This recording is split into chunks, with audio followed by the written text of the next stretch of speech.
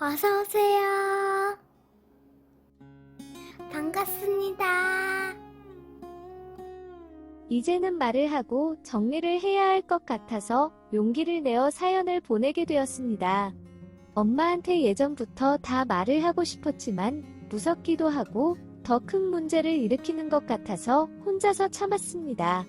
그런데 이렇게 가다가는 평생 그 오빠에게 바보처럼 당하고 살 것 같아서 엄마에게도 들려줄 생각으로 사연을 적어보겠습니다. 저는 충청도 어느 도시에 있는 아파트에서 살았습니다.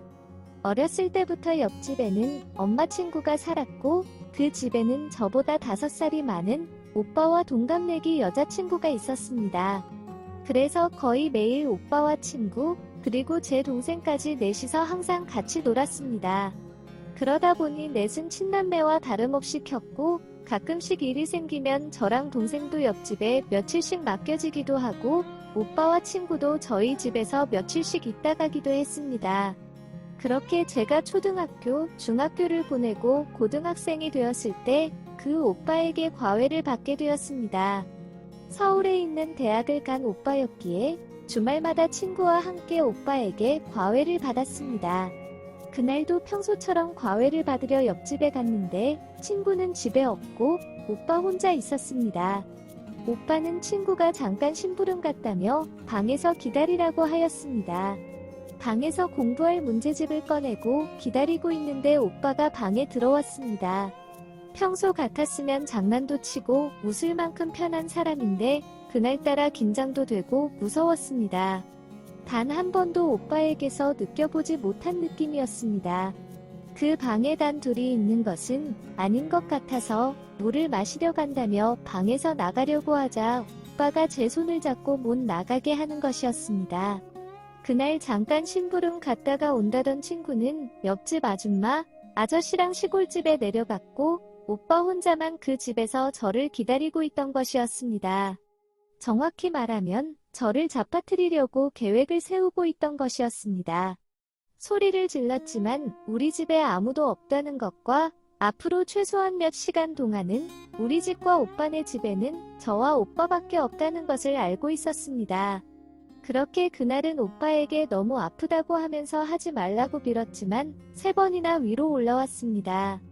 다음 날도 과외였지만 아프다는 핑계로 가지 않았습니다. 그날의 일을 엄마에게 다 말을 해야 하나 말아야 하나 정말 고민을 많이 하였지만 이미 동네에서는 착하고 모범생인 이미지로 굳어져 있는 오빠인데 저는 학교에도 엄마가 몇 번이나 불려갈 만큼 나름 나쁜 학생으로 찍혀 있었기에 아무도 제 말을 믿어주지 않을 것 같았습니다.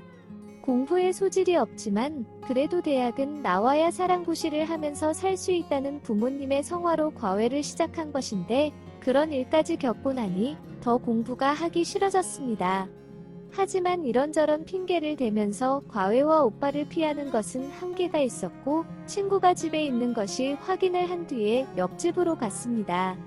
그렇게 최대한 오빠와 단둘이 만나는 상황을 피했지만 저보다 머리가 좋았던 오빠는 엘리베이터 앞에서 기다리다가 학교 갔다가 오는 저를 옆집에 데리고 들어갔습니다. 그러고는 저희 부모님께는 오늘 시간이 나서 집에 왔는데 제가 있는 것을 보고 공부시키고 밤에 돌려보내겠다며 전화를 하였습니다. 제가 무슨 일을 당하고 있는지도 모른 채 전화기 너머로 오빠에게 고맙다고 인사를 하고 계셨습니다. 그렇게 고등학교 때부터 오빠에게 당하기 시작했습니다. 졸업을 하고 대학은 못 갔고 서울에서 미용기술을 배워서 일을 다녔습니다. 독립해서 혼자 살다 보니 그 오빠는 제 몸이 생각날 때마다 시도 때도 없이 찾아왔고 이미 그런 상황이 익숙해진 터라 이제는 제가 먼저 준비를 끝내고 침대에 누워 씻고 오는 오빠를 기다리기도 했습니다. 버티고 반항해봤자 더 힘들고 더 아프고 더 많이 더 오랫동안 오빠에게 당할 뿐이었습니다. 제가 성인이 된 이후로는 피임도 잘 지켜지지 않아서 몇 번이나 생리를 하지 않아 마음이 철렁했던 적도 있었습니다. 그러다 오빠가 결혼을 하였고 얼마 지나지 않아 3년 동안 해외 파견을 가게 되었습니다. 3년 동안 오빠에게서 해방이 되면서 저도 점점 생기도 돌고 숨을 쉬는 것 같고 제 인생을 살아가는 것 같았습니다. 어느 정도 정신을 차렸을 때 제일 먼저 지옥 같았던 기억이 가득 찬 그 원룸에서 다른 곳으로 이사를 갔습니다. 평소와 다른 분위기로 방도 꾸미고 침대 및 일부 가구들도 바꿨습니다. 너무 좋았습니다. 특히 침대를 바꾸고 나니 잠도 잘 오고 너무 행복했습니다. 가장 고민했던 것은 핸드폰 번호를 바꾸는 것이었습니다. 바꾼다고 하더라도 그 오빠가 쉽게 알아낼 수 있기에 아무런 의미가 없는 것 같았습니다.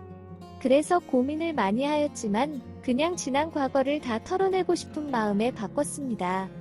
많은 변화를 주고 하루하루 행복하고 바쁘게 살다 보니 자연스럽게 악몽에서도 벗어나고 나쁜 지난 기억도 점점 잊혀갔습니다.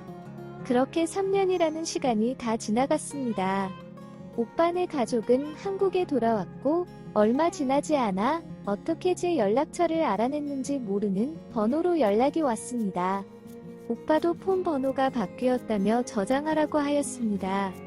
그러면서 조만간 만나자고 하는데 잊었던 지난 기억들이 다 떠오르면서 너무 소름이 돋고 무서워서 그냥 바닥에 주저앉아 버렸습니다. 한참을 그 자리에서 펑펑 울었습니다. 다 울고 나니 이제는 다 정리를 해야겠다고 마음을 먹었습니다. 언제까지 오빠의 외로움을 받아주는 장난감으로 살 수는 없었습니다.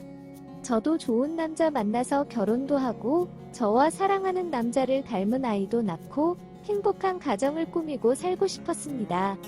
누구에게 말을 해야 할지 어떻게 해야 할지 고민을 하였습니다. 어떤 것을 결정하고 하기 전에 그 오빠에게 진심 어린 사과와 다시는 건드리지 않겠다는 약속만 해준다면 조용히 끝내고 싶었습니다. 부모님들 사이를 너무 잘 알기에 분란을 만들고 싶지 않았습니다. 그래서 용기를 내어 오빠를 만났고 제 솔직한 마음을 다 이야기하였습니다.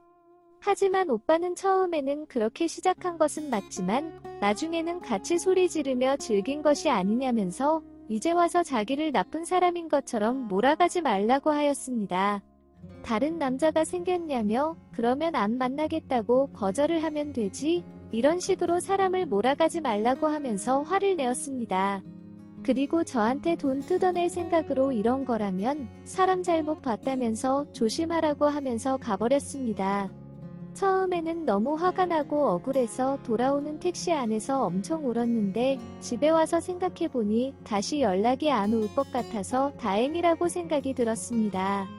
마음 한편으로 오빠에게 지난 일들에 대해서 사과를 받을 수 있을 거라고 기대하지 않았기에 사과는 못 받았지만 다시는 이런 일이 없을 테니 다 잘 된 거라고 생각하면서 조용히 넘어가려고 하였습니다. 그런데 또 오빠에게 만나자는 연락이 왔고 더 이상 오빠와 대화로는 해결할 수 없다는 판단이 들었습니다. 현재는 바쁘다는 핑계로 연락과 만남을 피하고 있는 중입니다. 큰 문제와 분란을 만들지 않고 조용히 잘 끝내보고 싶습니다. 그날 그 방에서 제가 어떻게든 탈출을 해서 부모님께 달려갔어야 했는데 그러지 못해서 지금까지 질질 끌려왔습니다. 이제는 그만하고 싶습니다. 그날 그 방에 있는 저에게 도움의 손을 내어주고 싶습니다. 정말 끝까지 가서 모두 다 상처와 충격을 받고 망신과 비난을 받아야만 끝나는 걸까요? 오늘의 사연은 여기까지입니다. 구독과 좋아요, 알림 설정 부탁드립니다. 긴 글을 읽어주셔서 감사합니다. 구독과 좋아요 꾹꾹 눌러주세요. 꾹꾹. 알림 설정도 꾹꾹 눌러주세요.